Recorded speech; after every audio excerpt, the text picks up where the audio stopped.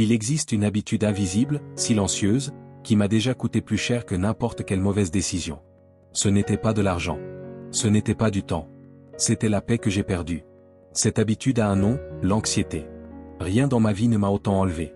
Rien ne m'a volé autant de moments.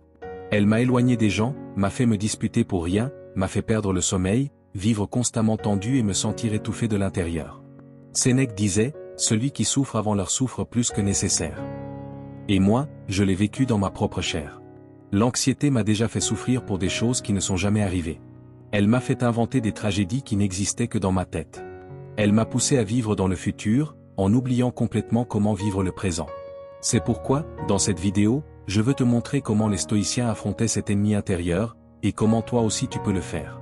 Tu vas découvrir des leçons simples, profondes, transformatrices. Et si tu les appliques, tu comprendras qu'il est vraiment possible de vivre avec plus de légèreté, plus de concentration et plus de direction. Alors, mets un like à la vidéo, abonne-toi à la chaîne et partage-la avec quelqu'un qui a besoin de retrouver le calme. Le moment de changer commence maintenant. Numéro 1. Rejette ce que tu ne pourras jamais contrôler. Combien de fois as-tu perdu ta paix intérieure en essayant de contrôler ce qui ne dépend pas de toi? C'est comme si ton esprit créait un champ de bataille contre la réalité. Il essaie de prévoir, de retenir, de tout maîtriser, sans comprendre qu'il se bat contre le vent. Tu ne contrôles pas ce que pensent les autres.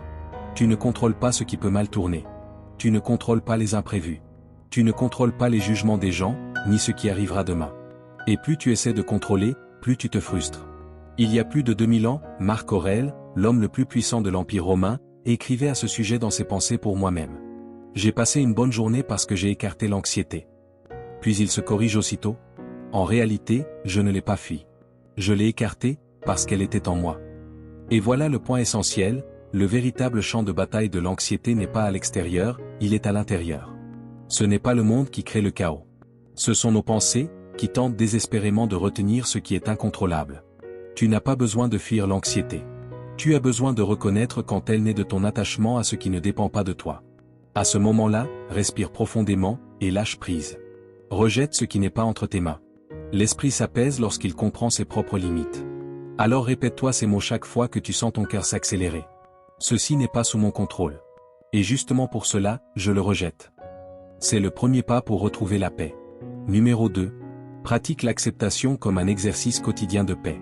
Épictète disait, « Si tu ne désires pas ce qui est hors de ton contrôle, tu n'as aucune raison de t'inquiéter. » Cela peut sembler simple, mais c'est l'une des idées les plus puissantes jamais écrites. L'anxiété vient rarement de ce qui se passe maintenant. Elle naît plutôt de la frustration face à ce que tu voulais voir arriver, et qui n'est pas arrivé. Ou de la peur de ce qui pourrait arriver, et qui n'est pas encore arrivé. C'est un conflit entre la réalité et le scénario que tu as créé dans ta tête. Le problème n'est pas le retard d'une réunion. Le problème n'est pas un email resté sans réponse. Le problème n'est pas un changement de plan à la dernière minute. Le problème, c'est cette idée fixe que tout doit se dérouler exactement comme tu l'avais imaginé. Et quand la réalité échappe à ton contrôle, tu te perds. Imagine quelqu'un qui attend le résultat d'un examen. Son esprit s'emballe. Et si c'est grave? Et si ma vie change complètement maintenant? Mais à cet instant précis, rien ne s'est encore produit. La souffrance n'existe encore que dans la pensée. Une mère anxieuse repasse 1000 fois chaque décision, essayant de protéger ses enfants de l'imprévisible. Un étudiant anxieux se demande obsessionnellement s'il a réussi, avant même de connaître le résultat. Un entrepreneur anxieux tente d'anticiper chaque mouvement du marché, comme si le monde devait obéir à ses plans. Mais la vie n'obéit pas. Elle est sauvage, dynamique, remplie de tournants inattendus. Et plus tu essaies de tout contrôler, plus tu t'épuises. C'est là que l'acceptation entre en jeu. Non pas comme une faiblesse, mais comme une force qui libère. Accepter, ce n'est pas abandonner. C'est grandir. C'est comme respirer profondément au milieu de la tempête et se dire « Je vais faire ce qui est à ma portée, et le reste, je le relâche. » Marc Aurèle écrivait « Si tu parviens à te débarrasser des impressions qui troublent ton esprit, des peurs concernant l'avenir et des blessures du passé, alors tu pourras trouver en toi une sphère parfaite, silencieuse et paisible. » Nous n'atteindrons pas toujours cet état. Mais plus nous nous entraînons à lâcher ce qui ne dépend pas de nous, plus nous nous en rapprochons. Les jours où je réussis à accepter sans résistance, sans exigence, je me sens plus léger, plus lucide, plus présent. Et plus je pratique cet abandon, plus je comprends une chose. L'anxiété n'est pas un signe de faiblesse. C'est une invitation à la transformation. Tu n'as pas besoin d'éliminer l'anxiété pour bien vivre. Tu dois apprendre à danser avec elle, sans la laisser te guider. Accepter ne veut pas dire se résigner à ce qui te détruit. Accepter signifie arrêter de te battre contre ce que tu ne peux pas changer. Et quand tu cesses de lutter contre la réalité, enfin, cesse de te blesser. Numéro 3. Affronte ce qui te fait peur jusqu'à ce que cela paraisse petit. L'anxiété, bien souvent, ne naît pas d'une douleur réelle. Elle naît de la peur de ressentir cette douleur. Elle vient de la panique à l'idée de sortir de sa zone de confort. De l'habitude d'imaginer la chute avant même d'avoir commencé à grimper. De la peur de perdre ce que tu as construit, sans même profiter de ce que tu possèdes déjà. Sénèque le savait. Malgré le fait qu'il était l'un des hommes les plus riches de l'Empire romain, il faisait quelque chose que beaucoup auraient considéré comme de la folie. Il portait des vêtements usés, mangeait du pain dur, dormait sur le sol froid et passait plusieurs jours à vivre comme s'il n'avait rien. Pourquoi ? Parce qu'il avait compris une vérité que peu osent accepter, l'esprit se renforce par l'exposition, pas par la protection. Quand tu choisis volontairement d'affronter ce que tu redoutes le plus, quelque chose change en toi. Tu découvres que ce qui te semblait insupportable n'était souvent qu'une image déformée créée par ton imagination. Sénèque écrivait : « Était-ce vraiment cela que tu craignais tant ?» C'était la question qu'il se posait après avoir affronté ce qu'il évitait le plus. Et presque toujours, la réponse était libératrice. Non. Ce n'était pas aussi terrible qu'il l'imaginait. Il existe une histoire zen qui dit : « Ce verre est déjà brisé. » Le maître ne dit pas cela par pessimisme, mais par lucidité. Il sait que tout est passager. Et en acceptant l'impermanence, il vit avec plus de légèreté, plus de présence, plus de liberté. Alors pose-toi la question. As-tu peur de perdre ton travail ? Vis un mois avec le minimum, et découvre ta créativité. As-tu peur d'être seul ? Passe un week-end avec toi-même, sans distraction, et écoute ce que ton âme essaie de te dire. As-tu peur de l'échec ? Essaie quelque chose de nouveau et autorise-toi à échouer en public, juste pour comprendre que le monde ne s'écroule pas pour autant. Quand tu affrontes tes pertes imaginaires, elles perdent leur pouvoir sur toi. Tu cesses de vivre en essayant de tout protéger, et tu commences enfin à vivre. Beaucoup pensent que le succès apporte la paix. Mais la vérité, c'est que beaucoup de gens réussis sont prisonniers de la terreur de perdre ce qu'ils ont. Comme le disait Sénèque, l'esclavage vit sous le marbre et l'or. Les apparences ne disent pas tout. Derrière une vie parfaite peut se cacher un esprit épuisé, paniqué, rempli d'anxiété. Mais il existe un autre chemin. Un chemin qui ne dépend pas de la stabilité, mais du courage. C'est le chemin de celui qui s'entraîne à la perte, non pas pour se résigner, mais pour ne pas être détruit par elle. Car lorsque tu comprends que tu peux tout perdre, et rester malgré tout toi-même, tu deviens libre. Libre de la peur. Libre de l'anxiété. Libre de l'illusion selon laquelle tu dois contrôler le monde pour être en paix. Et c'est là que naît une nouvelle force, celle de la personne capable de recommencer autant de fois que nécessaire, sans se perdre en chemin. Numéro 4. Marche jusqu'à ce que ton esprit se calme. Il existe une expression en latin qui dit « cela se résout en marchant ». Simple. Puissante. Et pourtant, trop souvent oubliée. L'esprit anxieux veut tout résoudre immédiatement. Il s'agite, se précipite, tourne en boucle. Il répète 1000 fois la même pensée, prisonnier d'un labyrinthe intérieur. Mais le corps possède une sagesse ancienne que l'esprit a oubliée. La clarté ne vient pas de la pression. Elle vient du mouvement.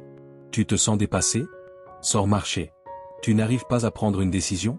Marche. Tu t'es disputé avec quelqu'un que tu aimes ? Invite cette personne à marcher avec toi. Le simple fait de marcher a le pouvoir de changer l'atmosphère d'une conversation, la direction d'une pensée, et le poids d'une émotion. C'est comme si chaque pas vidait un peu du chaos, jusqu'à ce que, sans même t'en rendre compte, tu retrouves ton centre. Sénèque disait : « L'esprit a besoin de s'abandonner à de longues promenades errantes, sinon il finira par se briser. » Et il avait raison. Parce que lorsque le corps bouge, l'âme respire. Et quand l'âme respire, l'anxiété perd son souffle. Marcher est bien plus qu'un exercice physique. C'est un rituel de reconnexion.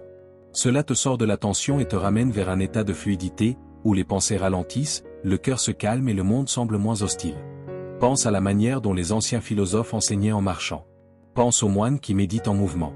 Pense aux grands artistes et aux leaders qui prenaient leurs décisions en parcourant des sentiers, des jardins, des chemins. Ils savaient que la réponse ne se trouve pas dans l'effort de penser davantage, mais dans le fait de bouger avec plus de présence. Imagine que tes pensées sont comme de l'eau trouble dans un verre. Plus tu la secoues, plus tout devient confus. Mais lorsque tu marches, c'est comme si tu posais ce verre et le laissais en repos. Petit à petit, la saleté se dépose, et l'eau redevient claire. Alors la prochaine fois que tu sens l'anxiété t'enfermer, fais l'inverse, bouge. N'essaie pas de tout résoudre immédiatement. Lève-toi, respire, et fais un pas. Juste un. Le suivant viendra. Et avec lui, Peut-être aussi, la clarté, la légèreté et la paix que ton esprit cherche désespérément. Car parfois, le chemin n'est pas dans la tête. Le chemin est dans les pieds. Numéro 5. Si tu es prêt, l'imprévu ne fait plus peur. Un choc inattendu fait toujours plus mal.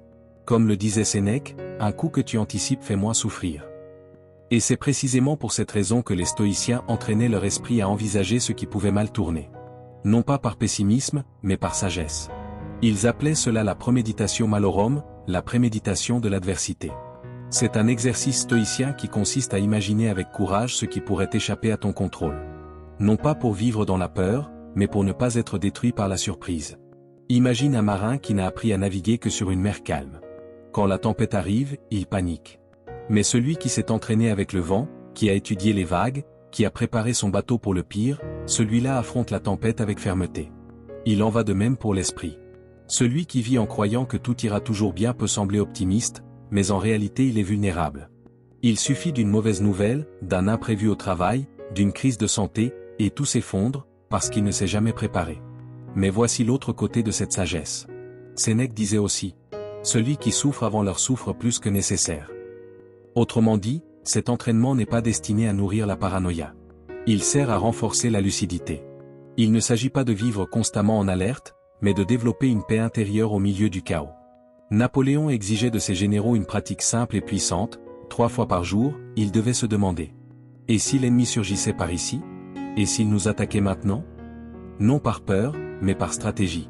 Car celui qui pense à l'avance agit avec sérénité. Voilà le secret, tu ne contrôles pas le futur, mais tu peux te préparer émotionnellement à ce qu'il apporte. Et cette préparation silencieuse, intérieure, change tout. Tu cesses d'être l'otage du hasard, et tu deviens le maître de ton royaume intérieur. Imagine que demain tu perdes un contrat, qu'une personne te déçoive, ou que tu doives annuler un voyage. Tu peux perdre le contrôle, ou tu peux respirer profondément et te rappeler. J'avais déjà envisagé cette possibilité. Que puis-je faire maintenant? Anticiper, ce n'est pas vivre dans la peur. C'est devenir plus fort que la peur. C'est transformer l'anxiété en préparation, le panique en stratégie, et le désespoir en direction. Quand tu entraînes ton esprit à l'imprévisible cesse d'être une menace. Il devient simplement un virage de plus sur le chemin. Et ta paix ne dépend plus d'une route parfaite. Elle dépend de ta capacité à continuer d'avancer, même lorsque tout change. Numéro 6. Demande de l'aide, cela aussi, c'est de la force. L'anxiété a un piège silencieux. Elle te convainc que tout ce que tu ressens est logique, que tout a du sens, et que rien ne peut changer. Elle te fait croire que ton état est définitif. Mais bien souvent, dès que tu mets tes pensées en mots et que tu les partages avec quelqu'un, tu réalises que cette angoisse n'était pas aussi solide que tu le croyais. Les pensées qui nous torturent en silence n'ont pas le même poids lorsqu'on les prononce à voix haute. Elles cessent d'être des monstres, et deviennent ce qu'elles sont réellement, des émotions humaines, compréhensibles et possibles à guérir. Il existe une idée fausse à propos du stress et de la souffrance, celle qui nous fait croire que nous devons tout porter seuls. Mais ce n'est pas vrai. Les stoïciens eux-mêmes ne vivaient pas enfermés dans l'isolement. Ils savaient chercher la sagesse, même chez les autres. Marc Aurèle écrivait pour lui-même, comme s'il était son propre conseiller. Sénèque échangeait des lettres avec des amis proches. Épictète enseignait au sein d'une communauté. Et tous savaient une chose essentielle, personne n'affronte les douleurs de la vie complètement seul. Alors si tu luttes contre l'anxiété, la tristesse, l'insomnie, ou des pensées qui ne te laissent jamais en paix, demande de l'aide. Parle à un ami. Parle à quelqu'un en qui tu as confiance. Non pas parce que tu es faible, mais parce que tu mérites la clarté. Parce que tu mérites de vivre en paix. Numéro 7. Lâche le contrôle, ne résiste pas, ne nourris pas la douleur. Combien de fois quelque chose t'a bouleversé profondément, et quelques mois plus tard, tu t'es rendu compte que ce n'était même pas si grave. Tu as survécu. Tu as grandi. Et tu as même fini par en rire. Parfois, cela est devenu une histoire que tu racontes aujourd'hui avec soulagement, presque avec légèreté. Le problème, c'est que sur le moment, tout semble immense. La douleur, la frustration, la honte. Ton esprit entre en spirale et tu commences à souffrir 2 fois. Une première fois à cause de ce qui est arrivé, et une deuxième fois à cause de tout ce que tu continues d'alimenter en toi. Mais tu n'as pas besoin de laisser cela te détruire. Tu peux simplement laisser les choses être. Cette phrase contient l'une des clés les plus puissantes de la liberté émotionnelle. Il ne s'agit pas d'ignorer ce que tu ressens. Il s'agit de ne pas amplifier ce qui fait déjà mal. De ne pas transformer un inconfort en torture mentale. Oui, c'est arrivé. Oui, c'était difficile. Mais tu n'as pas besoin de porter cela comme si c'était une punition éternelle. Ressens ce que tu dois ressentir, puis relâche. Ne lutte pas contre le courant. Parfois, la plus grande force se trouve dans le fait de ne pas réagir. Dans le fait de ne pas donner au problème plus de pouvoir qu'il n'en a déjà. Dans le fait d'avancer sans traîner ce qui peut et ce qui doit être laissé derrière. Car un jour, tu regarderas en arrière et tu comprendras que cette chute t'a donné de la maturité. Que cette perte t'a apporté de la clarté. Et que c'est précisément cela qui t'a façonné. C'est cela qui t'a amené jusqu'ici. Numéro 8. Aime ton destin, il façonne la personne que tu deviendras. Épictète disait. Ne souhaite pas que les choses arrivent comme tu le veux. Souhaite qu'elles arrivent comme elles doivent arriver, et tu seras heureux. Voilà l'essence même du stoïcisme. Et des siècles plus tard, Nietzsche donnerait un nom à cette idée. Amor fati. L'amour du destin. Mais attention, aimer son destin ne signifie pas se résigner aux injustices. Ce n'est pas accepter une vie médiocre. Ce n'est pas renoncer à agir. Aimer son destin, c'est comprendre que tout ce qui arrive peut être transformé en croissance, en force, en lumière, si tu apprends à regarder avec sagesse. C'est se dire, oui, c'était dur. Mais c'était ainsi que cela devait être, parce que ce chemin-là devait me façonner. Marc Aurèle utilisait une métaphore puissante. Tout ce qui est jeté dans le feu nourrit le feu. Les problèmes, les pertes, les critiques, les retards, les frustrations, tout peut devenir flamme. Tout peut se transformer en lumière. Tout peut faire partie de ta grandeur. Amor fati, c'est arrêter de lutter contre la réalité. C'est cesser de souhaiter que le passé ait été différent. C'est arrêter de fuir les douleurs qui sont en train de façonner ton âme. C'est comprendre que ce qui t'a blessé t'a aussi forgé. Que ce qui semblait être la fin n'était que le début d'une version plus forte de toi-même. C'est transformer chaque cicatrice en une partie de ton œuvre. C'est regarder en arrière et dire « Je ne me suis pas contenté d'accepter cela, je l'ai embrassé. Je l'ai utilisé. Et j'ai grandi grâce à cela. » Voilà la véritable liberté, une paix qui ne dépend pas des circonstances, une forme de bonheur que personne ne peut enlever, parce qu'elle naît de ton regard, et non de la chance. Aimer ce qui est, même quand cela fait mal, voilà la puissance de celui qui vit avec grandeur. Numéro 9. Retrouve ta lumière. L'anxiété a une habitude cruelle, elle se nourrit de ce que tu ne peux pas résoudre. Tu penses sans arrêt. Tu parles du même sujet avec tout le monde. Tu te ronges les ongles. Tu perds le sommeil. Tu repasses chaque détail 1000 fois dans ta tête. Et au final, rien ne change. Seule ton énergie s'épuise. Seule ta lumière commence à s'éteindre. Mais les stoïciens étaient clairs, il y a des choses qui dépendent de toi, et d'autres qui n'en dépendent pas. Et ta paix intérieure dépend de ta capacité, chaque jour, à séparer l'une de l'autre. Alors respire, et demande-toi avec sincérité. Qu'est-ce qui est entre mes mains, ici et maintenant? Tu ne contrôles pas si quelqu'un va t'aimer. Tu ne contrôles pas l'humeur des autres. Tu ne contrôles ni les retards, ni les critiques, ni les imprévus. Tu ne contrôles pas le passé, ni ce que les gens pensent de toi. Mais tu contrôles ta réponse. Tu contrôles ton attitude. Tu contrôles ce que tu choisis de penser, et ce sur quoi tu décides de te concentrer. Rester prisonnier de ce que tu ne peux pas changer ne résout rien. Cela ne fait que te paralyser. L'anxiété grandit là où ton action s'arrête. Mais lorsque tu diriges ton attention vers ce que tu peux faire, même si c'est peu, tu te reconnectes à ta force. Tu retrouves un sol sous tes pieds. Tu retrouves une direction. Épictète disait, « Ce ne sont pas les événements qui nous troublent, mais le jugement que nous portons sur eux. » Et ce jugement peut être ton pire poison, ou ton meilleur remède. Alors change ton jugement en concentration. Change le désespoir en action. Change le drame en discipline. Et chaque fois que tu remarques que ton esprit tourne en rond, dis avec fermeté. Ceci, je ne peux pas le contrôler. Mais cela, oui. Et c'est ici que je choisis d'agir. C'est à cet instant que l'anxiété perd sa force, et que ta lumière commence à revenir. Car la véritable liberté commence le jour où tu décides d'agir. Le jour où tu arrêtes de te battre contre le vent, et où tu commences à ramer dans la direction qui est encore à ta portée. Numéro 10. Ne sois pas trop dur avec toi-même. Tu mérites de la tendresse. Il existe une histoire à propos de Cléante, l'un des anciens maîtres du stoïcisme. Un jour, alors qu'il se promenait dans Athènes, il vit un homme se parler seul, agité, nerveux, en se répétant des phrases telles que « Idiot, comment as-tu pu échouer encore une fois ?» Ce type de dialogue intérieur, nous le connaissons tous. Cette voix dure qui surgit quand nous échouons, quand nous sommes déçus ou simplement quand nous nous exigeons trop. Une voix qui ne guide pas, qui ne fait que blesser. Cléante s'approcha calmement, posa sa main sur l'épaule de l'homme et lui dit « Écoute, je veux juste que tu saches que tu ne parles pas à une mauvaise personne. » Cette phrase est un câlin, un rappel. La prochaine fois que ton esprit commencera à te punir, que tu te traiteras de faible ou d'échec, arrête-toi. Respire et rappelle-toi, tu parles à toi-même, et tu n'es pas une mauvaise personne. Tu es quelqu'un qui essaie, qui apprend, qui est tombé et s'est relevé plus de fois que les autres ne peuvent l'imaginer. Tu n'as pas besoin de te détruire pour t'améliorer. Le vrai changement naît de la clarté, de la responsabilité et de la compassion. Sois ferme avec tes habitudes, mais sois bienveillant avec ton âme. L'auto-exigence sans affection n'est qu'une autre manière de se blesser intérieurement. Et le monde te demande déjà beaucoup. Ne deviens pas un autre ennemi à l'intérieur de toi. Sois ton allié. Sois ton meilleur ami. Même le stoïcien le plus fort reste humain. Numéro 11. Arrête de porter des douleurs qui ne sont pas encore arrivées. La vie est déjà suffisamment difficile. Ne la rends pas plus lourde en portant des douleurs qui ne sont même pas encore arrivées. Sénèque disait, celui qui souffre avant l'heure, souffre plus que nécessaire. Et c'est exactement ce que fait l'anxiété.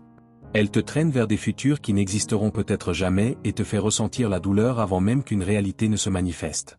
Souffrir par anticipation n'est pas de la préparation, c'est une punition injustifiée. C'est vivre dans un champ de bataille imaginaire où tu sors toujours blessé, même si aucune guerre n'a lieu autour de toi. Tu peux et tu dois avoir un plan. Penser à des scénarios difficiles, comme le ferait un stoïcien, mais penser avec clarté, pas avec panique. Agir avec intelligence, pas avec désespoir. Il y a une énorme différence entre être préparé et être terrifié par quelque chose qui pourrait ne jamais se produire. Tu vis maintenant, et le présent exige toute ta présence. Alors, la prochaine fois que l'anxiété t'envahit, demande-toi, cela se passe-t-il maintenant ou seulement dans ma tête? Et si la réponse est « pas encore », alors respire et lâche prise. Ne prends pas à crédit une souffrance qui n'est pas encore là. Vis le jour d'aujourd'hui avec légèreté. Tu auras la force nécessaire pour affronter ce qui viendra. Numéro 12. Cesse de répéter des histoires qui te sabotent. Épictète disait, ce ne sont pas les choses qui nous troublent, mais l'opinion que nous en avons. C'est l'une des clés majeures de la liberté intérieure. Ce qu'ils ont dit, ce qu'ils ont fait, ce qui s'est passé, tout cela est neutre. Ce sont des faits. Mais c'est l'histoire que tu racontes à propos de ces faits qui détermine comment tu vas te sentir. Ce n'est pas que l'on t'ait simplement ignoré, c'est que tu t'es dit que c'était un affront. Ce n'est pas que tu as fait une erreur, c'est que tu as conclu que cela te rend incapable. Ce n'est pas que tu as perdu une opportunité, c'est que tu as cru que cela prouve que tu n'en auras jamais d'autre. C'est ainsi que nous commençons à vivre moins dans la réalité et davantage dans notre tête. C'est ainsi que nous nous sabotons, souvent sans nous en rendre compte. Mais tu peux changer cela. Tu peux t'arrêter, respirer et te demander honnêtement, quelle histoire suis-je en train de me raconter maintenant? Cette histoire me renforce-t-elle ou me détruit-elle? Ne nie pas la réalité. Mais n'invente pas non plus de douleurs inutiles. Ne porte pas des interprétations qui t'écrasent alors que tu pourrais simplement accepter, apprendre et avancer. Tu as le pouvoir de choisir la réalité.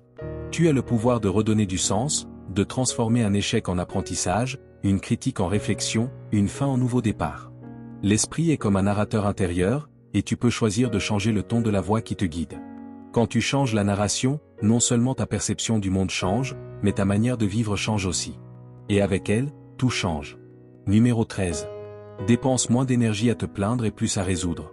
As-tu remarqué à quel point ton esprit est créatif? Mais comment utilise-t-il cette créativité? Trop souvent, il s'en sert pour te torturer.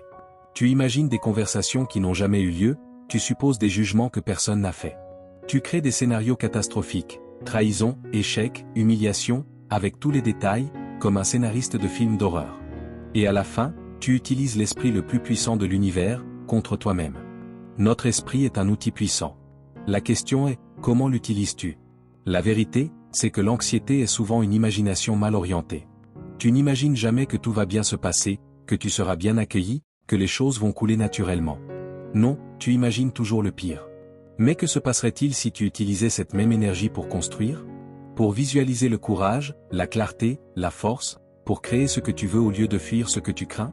L'esprit est fertile, et c'est toi qui décides s'il sera un champ cultivé ou un champ de bataille. Alors, la prochaine fois que ton esprit commence à inventer des tragédies, arrête-toi, respire et dirige ton attention vers quelque chose d'utile, de concret et de positif. Pense à des solutions, à des actions, à des possibilités. Ton esprit peut devenir ton meilleur allié, mais cela n'arrive que lorsque tu cesses de l'utiliser comme une arme contre toi-même. Parce qu'au final, l'énergie est la même, la différence réside dans l'endroit où tu choisis de la placer, dans la peur ou dans la construction. Numéro 14. Garde un rappel à portée de main et reviens-y chaque fois que nécessaire. Marco Aurèle disait, ce n'est pas l'événement qui cause ton anxiété, c'est ton jugement sur cet événement. Et si c'est toi qui crée l'anxiété, alors c'est aussi toi qui peux la laisser partir. Le stoïcisme n'est pas une formule magique qui te transforme en pierre. C'est un ensemble d'outils, un manuel intérieur, un rappel constant que tu as plus de force que tu ne l'imagines. Parfois, c'est exactement ce dont tu as besoin, un rappel simple, concret, présent. Quelque chose qui te ramène à l'essentiel, qui te rappelle que tu as toujours le pouvoir de choisir comment penser, comment réagir, comment continuer. Chaque fois que l'anxiété apparaît, arrête-toi un moment et demande-toi clairement, est-ce que cela dépend de moi? Si ce n'est pas le cas, laisse tomber. Si cela dépend de toi, agis.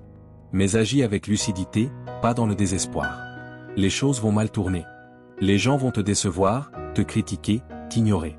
Les plans vont échouer. Des portes vont se fermer. La vie est imprévisible et souvent implacable. Mais les stoïciens étaient clairs, rien n'a le pouvoir de te blesser, à moins que tu ne deviennes quelqu'un de pire. Tu es vraiment blessé seulement lorsque tu réponds au monde avec ce qu'il a de pire en lui.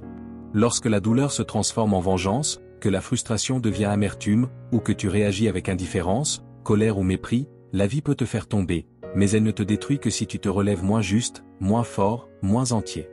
Marco Aurèle écrivait, tu décides si quelque chose te dégrade ou te renforce, et cette décision, personne ne peut la prendre pour toi. Oui, ça va faire mal. Oui, il y aura des pertes. Mais tu peux transformer cette douleur en direction, ces pertes en impulsion. Tu peux tomber et choisir de te relever avec plus de clarté, plus de compassion, plus de courage. Parce qu'au final, ce qui définit ta vie, ce n'est pas ce qui t'arrive, mais qui tu choisis d'être à partir de ce qui t'arrive. Numéro 15. Arrête de trop te préoccuper de ce que pensent les autres. Tu es épuisé d'essayer de plaire à tout le monde. Ne t'inquiète pas de ce que pensent les autres. Vivre en fonction des jugements, des likes, des silences et des opinions qui changent tout le temps est épuisant. Marco Aurèle disait, l'ambition, c'est d'attacher ton bonheur à ce que font, disent ou pensent les autres. La sagesse, c'est de l'attacher à tes propres actions. Et cela change tout, parce que tu peux être juste, honnête, créatif et être quand même critiqué, ignoré ou mal interprété. Tu peux donner le meilleur de toi-même et ne pas plaire, parce que la réaction de l'autre n'est pas sous ton contrôle. Ce qui est sous ton contrôle, c'est ton intention, et c'est cela qui définit ta paix intérieure.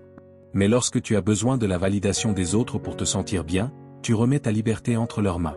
C'est comme marcher avec une laisse invisible, en attendant des applaudissements, le feu vert, l'autorisation. Bien sûr, être reconnu fait du bien, mais dépendre de cela pour sentir que ta vie a de la valeur est dangereux. Une seule remarque, un regard méprisant ou une absence de réponse peut ébranler ta confiance. Pense à un artiste qui cesse de créer par peur du jugement. À une personne qui cache ses idées par peur de ne pas plaire. À quelqu'un qui change son essence juste pour s'adapter à des lieux qui ne devraient même pas être son foyer. Vivre pour être accepté est le chemin le plus rapide pour se perdre soi-même. La liberté commence quand tu remplaces le besoin d'approbation par la fidélité à toi-même. La vraie force arrive quand tu te demandes, ai-je été fidèle à mes valeurs? Ai-je donné le meilleur de moi-même? Ai-je été juste envers moi et les autres? Si la réponse est oui, ne t'inquiète pas. Alors tu as déjà gagné, même si personne ne s'en rend compte. Tu n'as pas besoin de justification pour mériter le respect. Tu n'as pas besoin de la permission de qui que ce soit pour avancer. Plus tu t'alignes sur qui tu es vraiment, moins tu te plies à ce que les autres attendent de toi. Arrête de vivre pour t'adapter. Commence à vivre pour t'épanouir. Car celui qui s'adapte à tout disparaît. Mais celui qui a le courage d'être authentique, même en silence, laisse une empreinte que le monde ressent. Tu peux avoir 1 million de raisons de te sentir perdu. Mais le soleil continue de se lever, le vent continue de souffler et la lumière continue de t'atteindre. Il te suffit d'arrêter de te cacher derrière ce que pensent les autres. Il te suffit d'oser être qui tu es vraiment. Marco Aurèle disait, ce qui ne transmet pas de lumière crée sa propre obscurité. Choisis donc d'être lumière. Permets à cette lumière de se manifester, car ce choix silencieux et ferme réorganise tout à l'intérieur de toi. Ne laisse pas le bruit du monde éteindre la brillance qui existe encore en toi.